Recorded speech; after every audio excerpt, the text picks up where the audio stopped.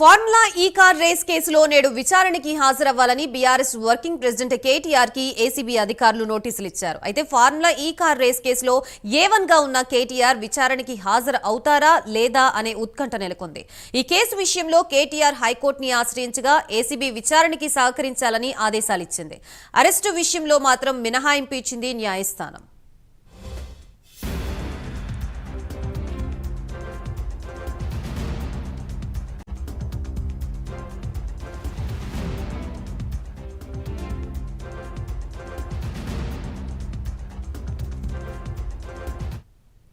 Formula ఈ car racing కేసులో కేటీఆర్ ఈ రోజు హాజరు అవుతారా లేదా అనే ఉత్కంఠ ప్రస్తుతం నెలకొంది. దీనికి సంబంధించి పూర్తి డీటెయిల్స్ అందించడానికి మా ప్రతినిధి కుమార్ సిద్ధంగా ఉన్నారు. Kumar, thank you Gayatri. ఏదైతే ఫార్ములా ఈ కార్ రేస్ కి సంబంధించి ఈ రోజు ఏసీబీ అధికారులు కేటీఆర్ అయితే విచారించనున్నారు.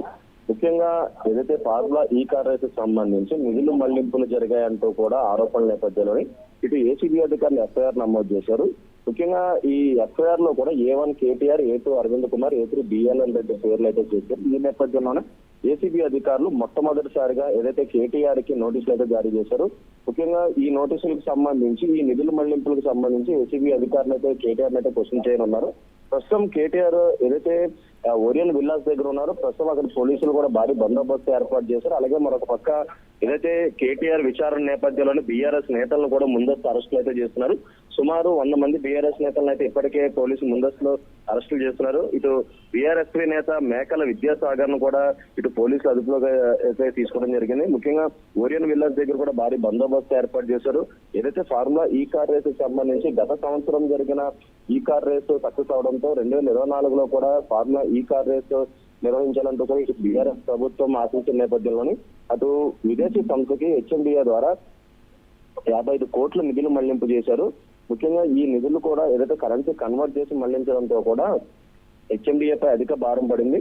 ఎప్పుడైతే తెలంగాణలో కాంగ్రెస్ గవర్నమెంట్ హయాంలోకి వచ్చిందో ఇమీడియట్ గా ఏదైతే దీనికి సంబంధించి ఫార్ములా ఈ కార్ రేస్ కి సంబంధించి కొన్ని అగ్రిమెంట్లు అవకతవకలు ఉన్న నేపథ్యంలో ఫార్ములా ఈ కార్ రేస్ అయితే క్యాన్సిల్ అయింది.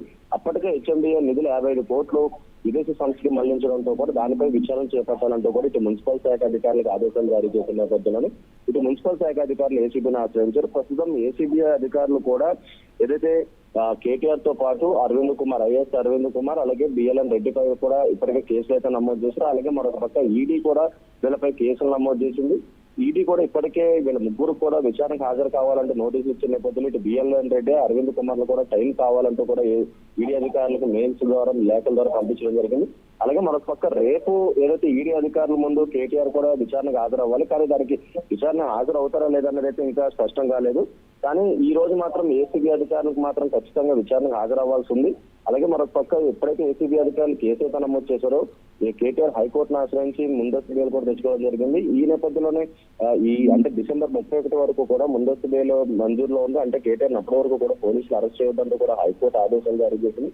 మరొక పక్క ఇప్పుడు ఏదైతే ఆ కేసుకు సంబంధించి హైకోర్టు తీర్పు రిజర్వ్ చేసింది. తీర్పు వెలువడించే వరకు కూడా కేటీఆర్ అరెస్ట్ చేయవద్దంటూ కూడా ఇటు హైకోర్టు ఆదేశాలు ఉన్న నేపథ్యంలో ఇప్పుడు ఏసీబీ విచారణకు హాజరవుతారా లేదన్నది సర్వత్ర ఉత్కంఠ నెలకొంది. ఎందుకంటే ఈ కారణం నిధులు మళ్లింపులకు సంబంధించి ఏసీబీ అధికారులు విచారణ చేయనున్నారు. ఎందుకంటే RBI గైడ్ లైన్స్ పాటించకుండా ఈ నిధులు మళ్లించినట్లు కూడా ఇప్పటికే అధికారులు గుర్తించారు. అలాగే మరొక పక్క బహిరంగంగా కేటీఆర్ కూడా ఈ విషయంపై స్పందించారు. ముఖ్యంగా ఫార్ములా ఈ కార్ రేస్ సక్సెస్ అవడంతో ఇంకొకసారి ఈ కార్ రేస్ నిర్వహిస్తే అధిక లాభం వస్తుందంటూ కూడా ఈ కార్ రేస్ అగ్రిమెంట్ చేసుకున్నాం. దానికి HMDA నుంచి నిధులు మళ్లించడం తప్ప దాంట్లో ఒక్క రూపాయి కూడా అవినీతి జరగలేదంటూ కూడా ఇప్పటికే ఏదైతే దీనికి సంబంధించి కేటీఆర్ కూడా స్పందించడం జరిగింది. అలాగే మరొక పక్క ఇప్పుడు ప్రస్తుతం ఓరియన్ విల్లాస్ నుంచి కూడా ఏదైతే కేటీఆర్ కూడా బయలుదేరినట్లయితే మనకైతే తెలుస్తుంది. ఫార్ములా ఈ కార్ రేస్ లో రేపు ఈడీ విచారణ కూడా కేటీఆర్ వెళ్లాల్సింది. కానీ ఏదైతే అది వెళ్తారో రైట్ కుమార్, ఇప్పుడే కేటీఆర్ ఏసీబీ విచారణకి బయలుదేరినట్లుగా తెలుస్తోంది. దీనికి సంబంధించి ఏమైనా అప్డేట్ ఉందా?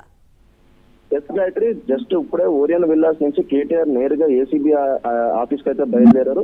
ఎందుకంటే ఏసీబీ అధికారులు విచారణకు రావాలంటూ కూడా నేను నోటీసులు ఇచ్చిన నేపథ్యంలోనే ఖచ్చితంగా ఈ రోజు విచారణకు హాజరవ్వాల్సిందే అంటూ కూడా ఏదైతే ఏసీబీ నోటీసులో పేర్కొంది. ఈ నేపథ్యంలోనే కొద్దిసేపటి క్రితం ఏదైతే ఓరియన్ విల్లాస్ నుంచి కేటీఆర్ తో పాటు మరికొంతమంది ఏదైతే వెహికల్స్ లో బయలుదేరారో అక్కడ నుంచి నేరుగా ప్రస్తుతం ఏసీబీ ఆఫీస్ కి అయితే చేరుకుంటారు. ఏసీబీ ఆఫీస్ లో ప్రస్తుతం ఈ రోజు విచారణకు అయితే హాజరవుతారు.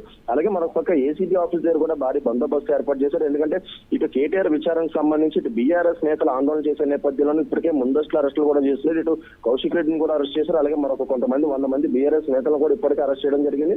ప్రస్తుతం ఓరియన్ విల్లాస్ నుంచి కూడా ఏదైతే రాయదుర్గంలో ఉన్న ఓరియన్ విల్లాస్ నుంచి కూడా ప్రస్తుతం ఏదైతే వెహికల్స్ కూడా బయలుదేరాయని మనకైతే తెలుస్తుంది.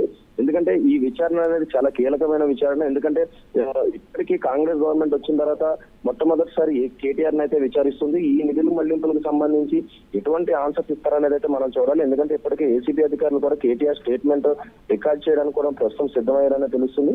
ప్రస్తుతం ఏదైతే అక్కడి నుంచి బయలుదేరారో ఇక్కడ ఏసీబీ ఆఫీస్ చేరుకున్న తర్వాత ఇక్కడ నుంచి ఏదైతే ఎలాంటి విచారణ కొనసాగుతుందనేది అయితే మనం వేచి చూడాల్సింది గాయత్రి. రైట్ కుమార్, రేపు కూడా విచారణకి రావాలంటూ కూడా ఈ రోజు నోటీసులు జారీ చేసినట్లుగా తెలుస్తుంది. 2 రోజులు విచారణ చేసే అవకాశం ఉందా?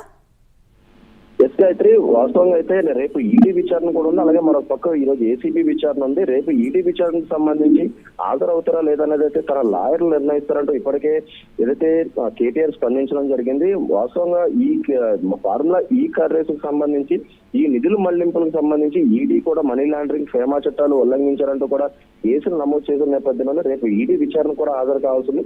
ఇందులో ఏదైతే 2-3 తారీఖులను బిఎల్ఎన్ రెడ్డితో పాటు అరవింద్ కుమార్ కూడా విచారణకు హాజరు కావాల్సి ఉండగా వాళ్ళు గైర్హాజరయ్యారు. ముఖ్యంగా తమకు టైం కావాలంటూ కోరడంతో కూడా 8-9 తారీఖుల్లో వాళ్ళకైతే టైం ఇచ్చారు. కానీ రేపు ఏదైతే ఈడీ విచారణకి కేటీఆర్ హాజరవుతారు లేదన్నది అయితే సర్వత్రా ఉత్కంఠ నెలకొంది. ప్రస్తుతం ఈ రోజు జరిగే విచారణ చాలా కీలకంగా మారనుంది. ఎందుకంటే ఈ నిధుల మళ్లింపులకు సంబంధించి ఏదైతే 55 కోట్లు విదేశీ కరెన్సీకి కన్వర్ట్ చేసి మరి పంపించారు కాబట్టి దీనిపై విచారణ చేస్తారు. ఈ విచారణలో కేటీఆర్ ఇచ్చే ఆన్సర్స్ బట్టి ఈ కేసు కీలకంగా మారనుంది. అలాగే మరొక పక్క రేపు కూడా ఇదే విచారణ ఉన్న నేపథ్యంలో రేపు కూడా హాజరవుతారు లేదన్నది అయితే మనం వేచి చూడాల్సి ఉంది Gayatri. Right, thank you for the update Kumar.